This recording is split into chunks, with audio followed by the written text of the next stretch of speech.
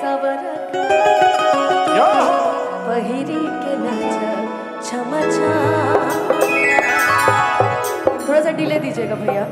तो जब कल्लू जी जब गा लेंगे उसके बाद जब हम लोग साथ में गाएंगे तो इसी गाने से शुरुआत करेंगे।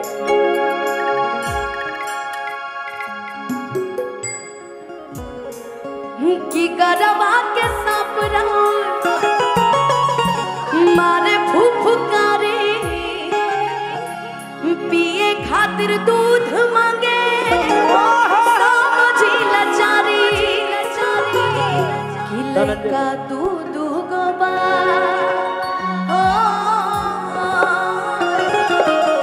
कि लड़का दूध गोबा छोटे छोटे गणेश के पापा कि नहीं हर जात बाजी। ये भजन कौन कौन सुना है भाई? एक बार बोलिएगा प्रेम से सच्चे दरबार की। राहुल भैया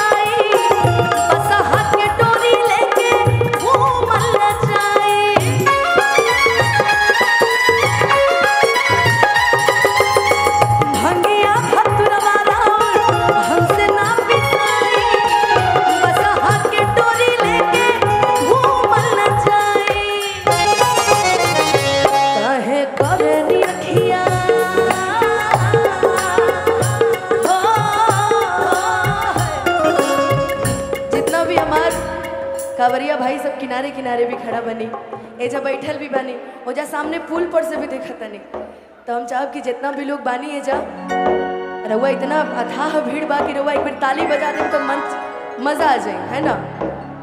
वाह, ऐसे ना जब हम गाइम तब ऐसे थोड़े पता चलना चाहिए भाई कि बस्ती में सुड्डू भैया ने कल्लू जी और अनुपमा को बुलाया, है ना? तो हम चाहब कि एक बार दोनों हाथ उठा के कि काहे करे नी अखिया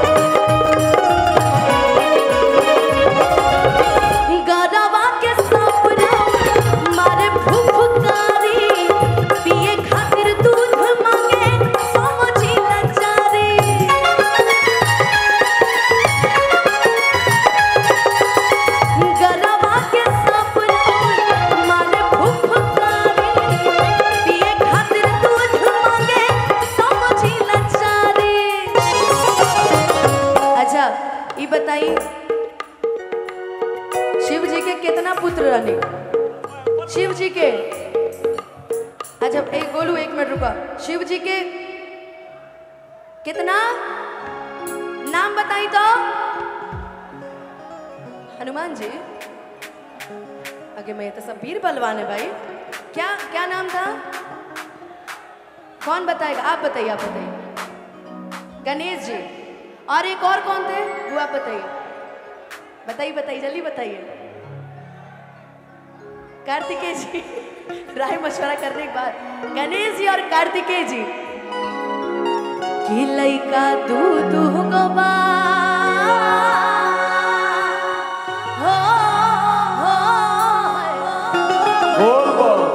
कि लइका दूध गोबा छोटे छोटे गणेश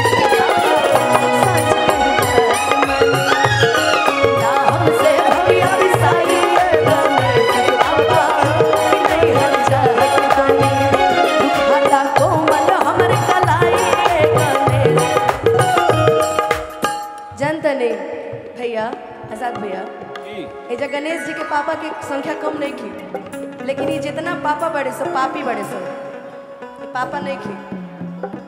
देखिए ये कैसे फैसला होगा कि ये पापा नहीं पापी लोग हैं। मतलब कैसे? मतलब ऐसे कि मैं इतनी देर से गा रही हूँ, इधर तो चलिए ठीक है, हमारी कुछ लोग ताली है, लेकिन इधर देखिए हमारी भक्तों की तादाद बहुत ज्यादा है, आपका कम है। चाहेंगे हमारे बेइज्जती नहीं होनी चाहिए। बता दीजिए कि आप लोग पापी नहीं है, भक्त है एकदम। हाँ तो दिखा दीजिए, बताइए दीजिए, बताइए। हाँ बस बस बताइए कि पूरा बल लगा कर एकदम वीर बलवान की तरह एकदम। ये देखिए देखिए देखिए पापियों की संख्या देखिए देखिए देखिए। ये पापा है, पापी मत कहिए।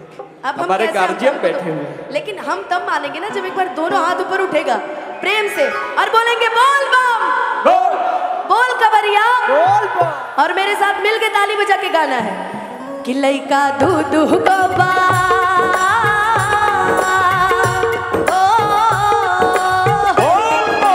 दूध गोबा छोटे छोटे गणेश बाबा काज कही बात मानी हमसे भंगिया पिसाई गणेश बाबा नहीं हर जानी खाना गोबर हमर कलाई गणेश